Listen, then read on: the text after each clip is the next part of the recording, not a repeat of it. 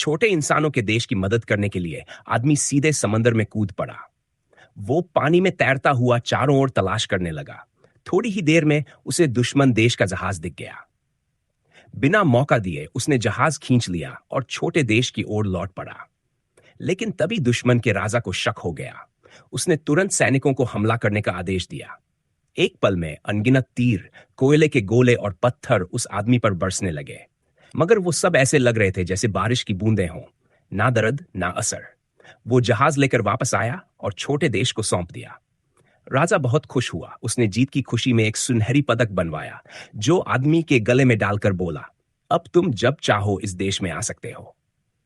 कुछ दिन सब ठीक रहा, पर जब राजा ने देखा कि लोग उस आदमी को ज्यादा पसंद करने लगे हैं, तो डर गया कि कहीं उसका ताज न छिन जाए।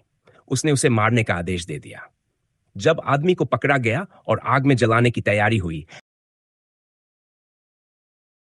तभी उसने एक घूंट पानी पिया और सीधा राजा पर उछाल दिया।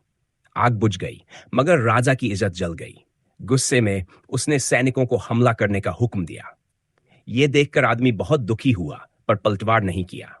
चुपचाप नाव पर बैठा और वहां से चला गया। अब उसका एक ही मकसद था, अपनी पत्नी को ढूंढ निकालना। कई दिन बाद वह एक नए देश पहुंचा। वहां दो लोग खड़े थे। वो पास गया और बोला, नमस्ते। पर तभी उसे एहसास हुआ, वो दोनों इंसान नहीं, लकड़ी के पुतले थे, और उसके पीछे एक विशाल काला साया खड़ा था।